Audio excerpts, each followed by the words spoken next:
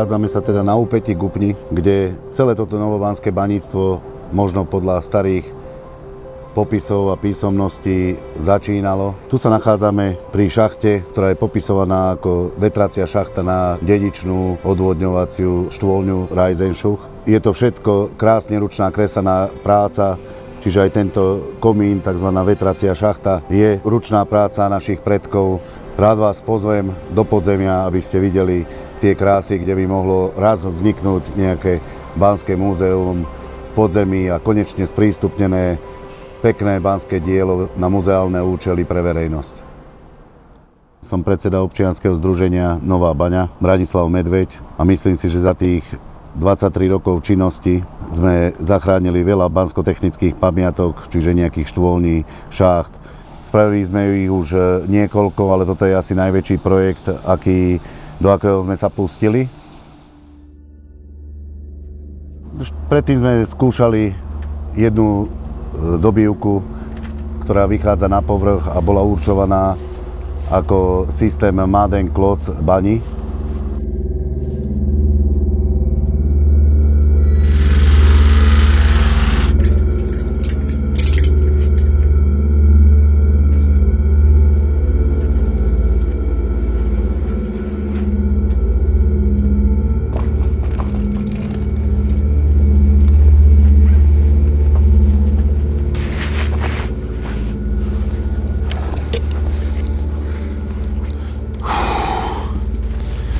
Kade, mamičko, kade? Čiko, tam si? Dobre, lebo ja som tu.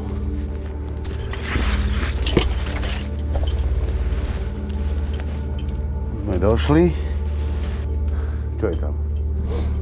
Dá sa ti tam vyliezť hore? Aj nič, však v podstate preč.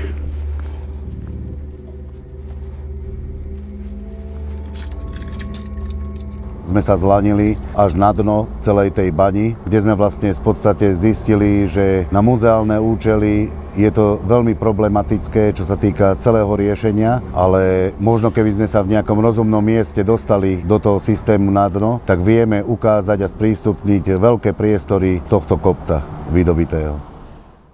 Nachádzame sa na takej križovatke v tejto štôlni, ktorú sme našli vstupy pod ústím komína vetracej šachty na Reisenschuk dedičnú štôlňu. Tu, kde stojíme, sa nachádza, dá sa povedať, že veľká kopa materiálu, ktorá je napadaná priamo z tej šachty, čo sa jedná, dá sa povedať, o niekoľko desiatok kubíkov, ktorý treba z tejto štôlni vyniesť. No a toto je ten systém, toto je táto cesta, čo som tiež hovoril. No však to je priechodné. Toto nebolo padnuté, len tu bolo akože pod tým komínom. Tak toto je ten systém, ktorý my hľadáme. Hej, chlapci. Čiže záujem nášho bádania máme pred sebou. Ono to pekne vyzerá, pozrite sa, aha, zlato. Ale to je len tak na oko. Im tam spravo volá činčiaru na stenu. Spravo kramplom, zasekaj tam troška. No, to je plus minus. Dobre, Peťo, stačí. To nevadí. Veľmi chýbla. Toto je Reisenschuk systém, podľa mňa. Tuto si spravili len prístup vyššie, lebo sa mi zdá, že táto kopa je nižšie, ako je to. Toto je pôvodný Reisenschuk a možno toto spravili tak, že tam von. Ale prečo tu robili 20-metrový komín? Poruchy, čo sú? Hej. Tu sa koreje, vidíš? Neprejdeme, Čiko? V tejto štôlni je kopec roboty, ktorý nás čaká, ale myslím si, že každý, kto príde do tejto štôlni, tak pochopí, že o čom naša práca je, a hlavne nie tak ani naša práca, ale práca tých našich predkov, ktorí túto štôlňu razili niekoľko desiatky, možno niekoľko storočí, lebo sa do nej vracali, pretože táto prvá časť je kresaná, čiže želieskom a kladívkom, kde baník niekoľko metrov do roka vyrazil. Toto je normálne povrchová skala. Vie mi niekto podať ten krampáč? Chlapci, toto je bomba. Máme dieru von. Jaj, to myslíš ísť doľava a hore. Od malička či od vrchu? To je jedno, však 4 prsty len vidíš. No, poďme označiť ešte tú druhú. To ma zaujíma, že kde to vychádza pozične, lebo to je takých 30-40 metrov, že či je to až tej jame, alebo kde. Vieš, že ty tú štôlňu je vysypané niečo aj do chodby, ty ju môžeš chytiť tam už. Tam už není to taká hĺbka. Chápeš to? Ja som v tomto bode, ja meral, tu som v podzemí meral, zameral som strop chodby. Ale koľko ešte ide, môže ísť, keď je o 2 metre, tam už si zober, že tam je o 1,5 metra nižšie si. Chápeš? No. Ty môžeš chytiť tu už niekde. Záleží, kde tu chytíš pevnú skalu. No.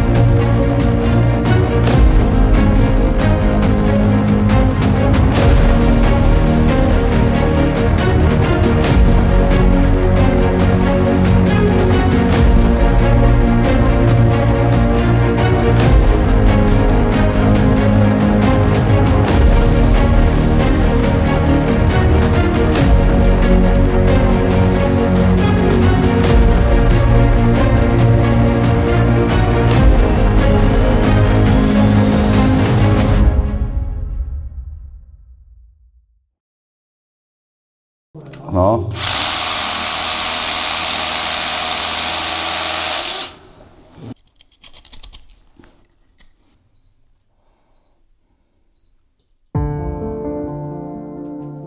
Táto časť chodby bola zamurovaná, takže sme s nej troška odhrabali, že či pokračuje ďalej, vyzerá, že pokračuje, ale nevieme pokade, takže aj tu je niekoľko kubíkov skal a materiálu, ktorý starci vykresali, nevynášali von, ale zamurovávali chodby, ktoré vlastne už nechceli v nich pokračovať. Tuto skúšali zrejme nejakú 1-2 pálky na tých 30-40 cm tých vrtákov.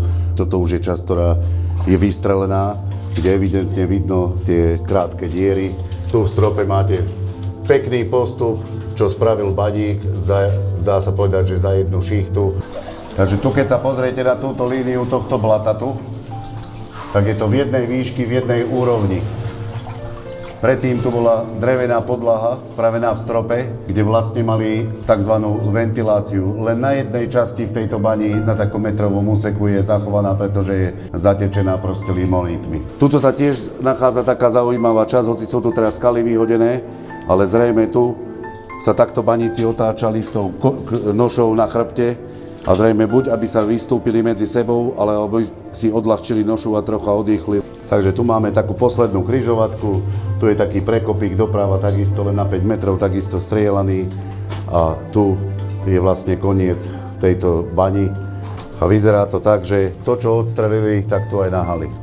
Takže je to ako keby možno posledná pálka, ktorú tu strelili a už ju ani neodťažili a povedali, že dosť, ďalej nepokračujú.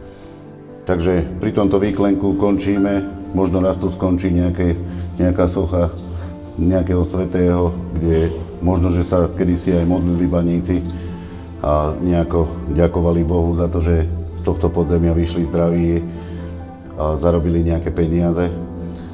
A tak ako ďakujeme Bohu za tieto veci, ktoré tí starci nám nehali a prečo sme aj v tomto meste zotrvali toľko storočí, tak chcem aj poďakovať všetkým, ktorí nám pomáhajú, takisto členom, ktorých môžete vidieť na našej stránke alebo na Facebooku a takisto všetkým dobrovoľníkom, organizáciám, ktoré v meste fungujú, ktoré nám pomáhajú získavať či už prostriedky, alebo aj materiálnu a inakšiu pomoc.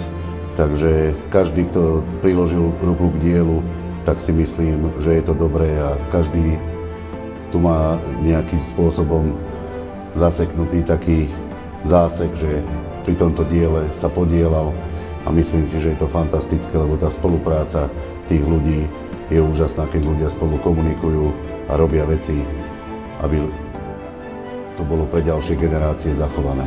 Ďakujem.